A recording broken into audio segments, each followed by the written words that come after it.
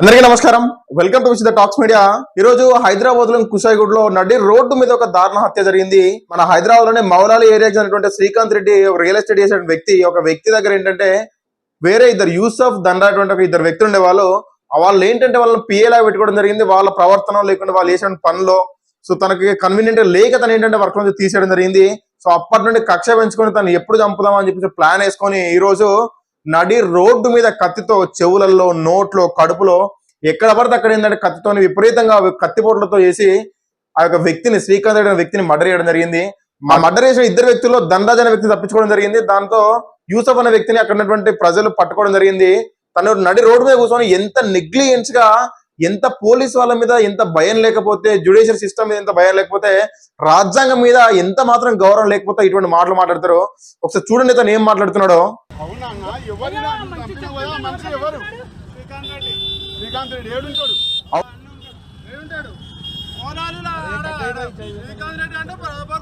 అవును, శ్రీకాంత్ రెడ్డి అనే వ్యక్తిని మేము చంపినాము, మౌలాల్లో ఉంటాడు తను, అక్కడ ఎవరైనా కూడా శ్రీకాంత్ రెడ్డి అని చెప్పంటే గుర్తుపడతారు.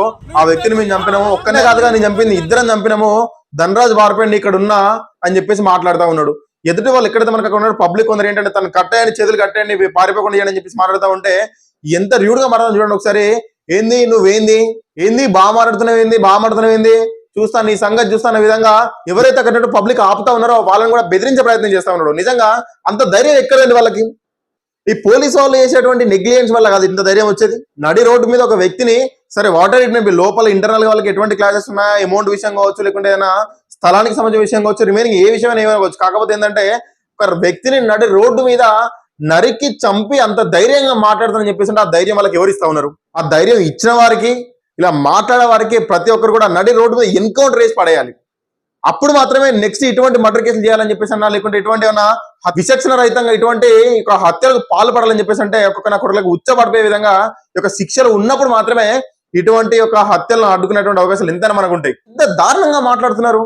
నిజం చెప్పాలని చెప్పేసి అంటే ఇటువంటి వాళ్ళకి ధైర్యం ఎక్కడి నుంచి వస్తుంది మనం చూసినట్లయితే ప్రాపర్ గా అబ్జర్వ్ చేస్తాం. అతను మనకు ఒకటేనండి, హైదరాబాద్ లో ఇది ఒక్కటే కాదు కదా, నడి రోడ్డు మీద జరిగినటువంటి ఇటువంటి ఇన్సిడెంట్ లో ఎన్నో జరిగాయి. ఎంతో మంది రోడ్డు మీద నరికి చంపడం కావచ్చు, కాలు చంపడం కావచ్చు, హత్యలు కావచ్చు, మానభంగాలు కావచ్చు, ఇటువంటి కేసులు నడి రోడ్డు మీద ఎన్నో జరిగాయి.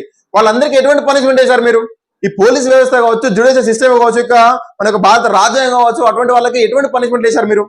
సో అటువంటి వాళ్ళకి ప్రాపర్ గా పనిష్మెంట్ పడకపోవడం వల్లే కదా ఇటువంటి వాళ్ళకి ఇంత ధైర్యం వచ్చేది. వాళ్ళకి ప్రాపర్ గా మీరు నడి రోడ్డు నిలబెట్టి ఎన్కౌంటర్ వేసి పడేయండి. ప్రాపర్ ప్రూఫ్స్ తన లైవ్ లో చెప్తా ఉన్నట్టు మేము చంపేసామని చెప్పేసి ఇటువంటి వాళ్ళకి ఎందుకు ప్రాణభిక్ష పెట్టాలి? ఇటువంటి వాళ్ళని ఎందుకు జైల్లో పెట్టాలి? వీళ్ళకి 3 పూట్ల ఫుడ్ పెట్టి వాళ్ళకి ఎందుకు పనిష్మెంట్ అని ఏదో జైల్లో పెట్టేసి వాళ్ళకి ఏసీ రూమ్లు అని చెప్పేసి, వాళ్ళకి ఫుడ్ అని చెప్పేసి, వారానికి 2 రోజులు కోడిగుడ్లు అని చెప్పేసి, వారానికి ఒకసారి చికెన్ అని చెప్పేసి, మంత్లీ ఒకసారి మటన్ అని చెప్పేసి, ఏంది మర్డర్ కేసు చేసినందుక వీళ్ళందరికీ ఇవన్నీ కూడా జైల్లో పెట్టాల్సినవి. లైవ్ లో ఆధారాలు ఉన్నాయి కదా, లైవ్ లో ఎంత చెప్తా ఉన్నాడు కదా, మీ ఇద్దరు మర్డర్ చేసినా కూడా పాడిపోయినావు నీ ఇక్కడ ఉన్నా అని చెప్పేసి. అటువంటి వాడిని వెంటనే ఎన్కౌంటర్ చేయాలి కదా. సో చూద్దామండి ఇటువంటి వాళ్ళకి ఎటువంటి పనిష్మెంట్ మన గవర్నమెంట్ ఇస్తో, ఎటువంటి పనిష్మెంట్ మన పోలీస్ వ్యవస్థ ఇస్తో చూద్దామండి. ఇప్పుడు జరిగేటువంటి ఈ ఇన్సిడెంట్ కైనా కనీసం ఒక స్ట్రాంగ్ పనిష్మెంట్ పడతారు తప్ప రిమైనింగ్ ఇటువంటి తప్పులు ఇవ్వాలని చెప్పేసి అంటే, ఇటువంటి హత్యలకు పాల్పడాలని చెప్పేసి రోడ్ల మీద కంపల్సరీ వాళ్ళ ఒంట్లో భయం పుట్టేలాగా యొక్క పనిష్మెంట్ అని చెప్పేసి కోరుతా ఉన్నాం.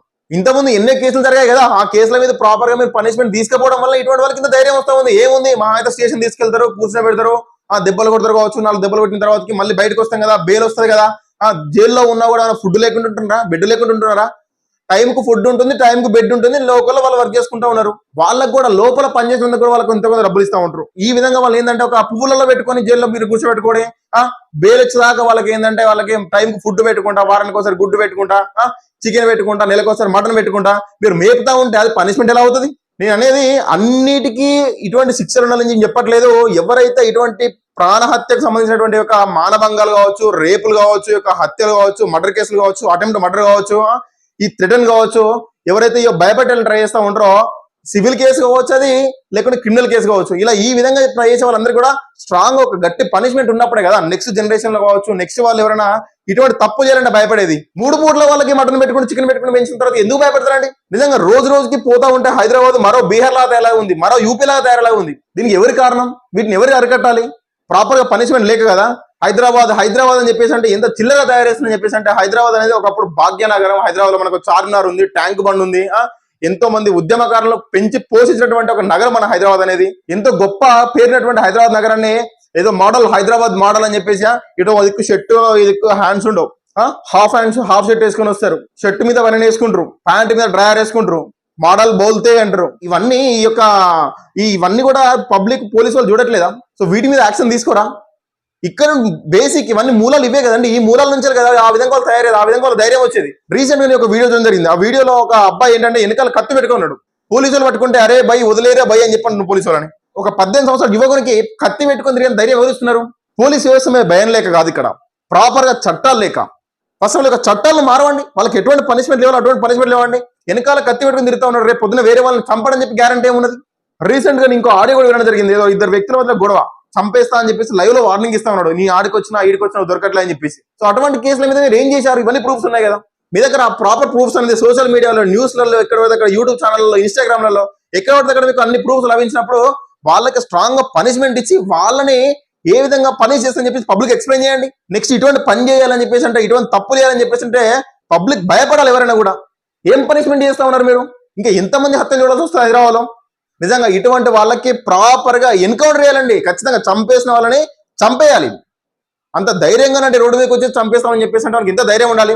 బెయిల్ తీసుకొని బయటకు వచ్చినాక చూస్తే కిరాణా షాప్ కాంచి, చికెన్ సెంటర్ కాంచి స్టార్ట్ చేస్తే బట్టల షోరూమ్ దాకా ఎక్కడ పోయినా కూడా వాడు ఒక హీరో లెక్క, ఒక పెద్ద వాడిని బ్రాండ్ అంబాసిడర్ వేసి పడేస్తారు బయటకు వచ్చినాక.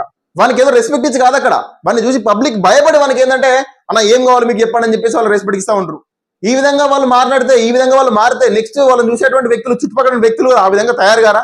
సో మేము కూడా మర్డర్ చేసి జైలుకి వెళ్తాం, మాకు కూడా వచ్చినాక బయట రెస్పెక్ట్ అవుతుందని చెప్పేసి ఒక ఆలోచన రాదా? ఇటువంటి వాళ్ళకి ప్రాపర్ గా పనిష్మెంట్ ఉన్నప్పుడు కదా, అమ్మో ఇటువంటి తప్పులు చేస్తే మనకి జైల్లో కాదురా బాబు మనల్ని చంపేస్తారు, ఎన్కౌంటర్ చేస్తారు, ఈ పోలీస్ వ్యవస్థ ఇలా ఈ విధంగా ఉంది, మన చట్టాలు ఈ విధంగా ఒప్పుకోమని చెప్పేసి వాళ్ళకి తెలియాలి కదా. సో చూద్దామండి ఈ కేసుకైనా కనీసం ప్రాపర్ గా స్ట్రాంగ్ పనిష్మెంట్ పడతా లేదా చూద్దామండి ఒకసారి. పనిష్మెంట్ పడాలని చెప్పి మనం కోరుకుంటా ఉన్నాం.